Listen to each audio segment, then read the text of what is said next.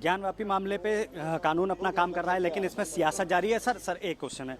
असदुद्दीन ओवैसी कह रहे हैं कि ज्ञानव्यापी क्या किसी भी शहर, किसी भी गांव की एक मस्जिद की 1 इंच जमीन कोई नहीं ले सकता, क्या कहें? ये सीधे सीधे उन तमाम याचिकाकर्ताओं को जो विभिन्न न्यायालयों में जिनकी रेट हैं, जिन पर फैसले अभी लंबित हैं, जिनमें सुनवाई हो रही है, ये जुडिशरी का सीधे सीधे अपमान ओवैसी कर रहे हैं। और क्योंकि ये देश अब किसी के बयानों से और भीड़ तंत्र से नहीं चलेगा, ये लोकतंत्र है और संविधान और कानून से ये देश चलेगा। इसलिए एडवांस में कहना हर इंच के बारे में, ऐसा ही कौरवों ने घमंड में कहा था। सर याचिका दाखिल करेगी कि वहां पर पहले फाउंटेन था, कोई शिवलिंग नहीं था, मुस्लिम पक्ष सुप्रीम कोर्ट गया है, क्या कहेंगे? फाउंटेन की बात नहीं है, वो भगवान शिव द्वारा बसाई गई बस्ती काशी है। ये दुनिया की सबसे प्राचीनतम नगरी है। इस्लाम 7वीं शताब्दी में पैदा हुआ था, फिर कुछ मुस्लिम आक्रांता आकर के लूटपाट करके चले गए। मुकम्मल तौर से 1192 में लम्हों ने खता की और सदियों ने सजा पाई। हम तराई सेकंड हार गए, पृथ्वीराज चौहान नहीं रहे, तो वहाँ से लेकर फिर गोरी, इल्तुतमिश, कुतुबुद्दीन ऐबक, रजिया बलबन, अलाउद्दीन खिलजी, मोहम्मद खिलजी, जलालुद्दीन खिलजी, फिरोज तुगलक, मोहम्मद तुगलक, गयासुद्दीन तुगलक, सिकंदर लोदी, बहलोल लोदी, इब्राहिम लोदी, देन बाबर, अकबर, शेरशाह सूरी, हुमायूं, जहांगीर को झेलना पड़ा औरंगजेब को। तो भैया 7वीं शताब्दी पहले या त्रेता पहले है, द्वापर पहले है, सतयुग पहले है? जरा इतना ज्ञान तो उनको दो ना। ज्ञान की बात करते हैं तो कुछ ज्ञानवर्धन भी करें। भारत की सभ्यता, संस्कृति, धर्म, आध्यात्म, गीता, पुराण, महाभारत, उपनिषद और ऋचाओं को थोड़ा पढ़ने का काम करना चाहिए। सर दारा शिको ने पढ़ा था ना। दारा शिको औरंगजेब का भाई था, लेकिन वो एक लिबरल आदमी था, उसने पढ़ा था और वेदों का अनुवाद उसने फारसी में किया था।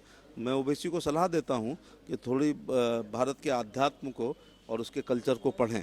सर अखिलेश यादव को ओम प्रकाश राजभर सलाह दे रहे हैं कि एसी कमरे से बाहर निकलें, तभी 2024 में जीत होगी। समाजवादी पार्टी के विधायक नेता से ही भी वो नहीं मिलते हैं, क्या कहेंगे? लोहिया ने कहा था कि चर्चा पर्चा खर्चा राजनीति में रहना चाहिए, और ये भी कहा था जिंदा कौमें 5 साल तक इंतजार नहीं करती हैं।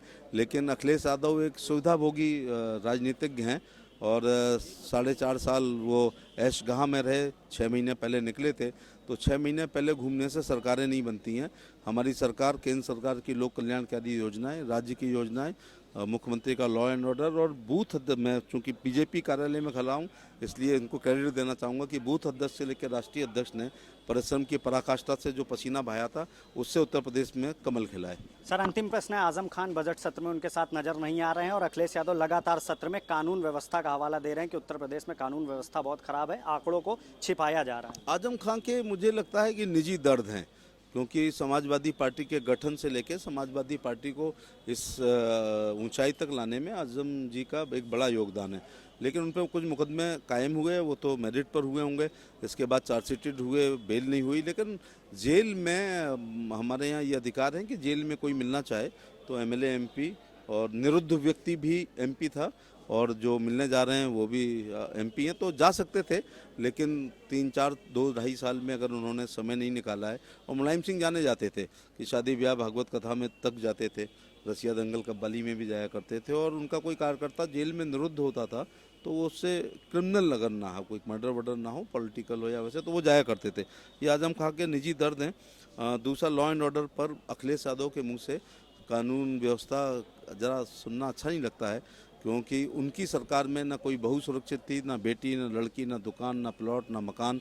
लड़की जब तक स्कूल से घर नहीं आ जाती थी, माँ दरवाजे पे खड़ी रहती थी, और व्यापारी अपनी दुकान बंद करके जब तक घर नहीं आ जाता था, पत्नी सोचती थी थैला तो नहीं छन गया, कहीं गोली तो नहीं मार दी गई। तो उनके मुँह से सब अच्छा नहीं लगता है। This is the golden era of the law and order of the UP history.